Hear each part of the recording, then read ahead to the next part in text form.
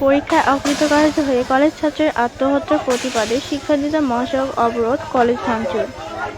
নাটোরের পরেগ্রামে নির্বাচনী পরীক্ষায় অকৃতকার্য হওয়াকে কেন্দ্র করে বর্ণ রোজারিও 18 নামে এক কলেজ ছাত্রের আত্মহত্যার অভিযোগ উঠেছে।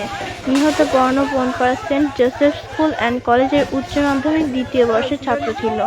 এই ঘটনার প্রতিবাদে তার সহপাঠীরা নাটোর-পাবনা মহাসড়ক অবরোধ এবং কলেজের প্রধান ফটকে ভাঙচুর করে। রোববার 22 ফেব্রুয়ারি দুপুরে উপজেলা বনপাড়া পৌরসভা কালিকাপুর খ্রিস্টানপাড়া এলাকায় নিজ শয়নকক্ষ থেকে ওই কলেজ ছাত্রের মরদেহ উদ্ধার করে পুলিশ। নিহত বর্ণ রোজারিও স্থানীয় বিপ্লব রোজারিওর ছোট ছেলে। সহপাঠী ও স্থানীয় সূত্রে জানা গেছে, রোববার কলেজের উচ্চ মাধ্যমিক নির্বাচনী পরীক্ষার ফলাফল প্রকাশ করা হয়। এতে প্রায় 500 শিক্ষার্থীর মধ্যে অধিকাংশ শিক্ষার্থী অকৃতকার্য হয়।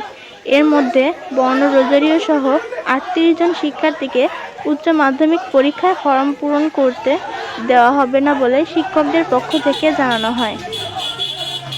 এতে মানসিকভাবে ভেঙে পড়ে বর্ণ।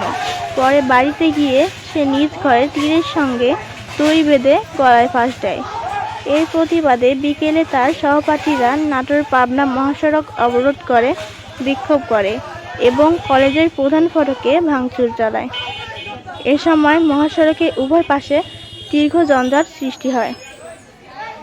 বিক্ষুব্ধ শিক্ষার্থীরা দাবি করে, পরিকল্পিতভাবে তাদের ফেল করানো হয়েছে। পরে পুনরায় পরীক্ষার নামে অতিরিক্ত অর্থ নেওয়ার অভিযোগও তোলেন তারা। 38 জন শিক্ষার্থীকে চূড়ান্ত পরীক্ষায় অংশগ্রহণ করতে না দেওয়ার ঘোষণায় এক সহপাঠীর জীবন ঝরে যাওয়ায় তারা ক্ষোভ প্রকাশ করেন।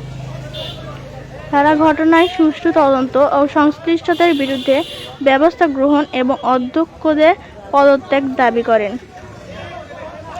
এদিকে মহাসড়ক অবরোধ করে বিক্ষোভের খবর পেয়ে বড়াইগ্রাম উপজেলা নির্বাহী কর্মকর্তা লায়লা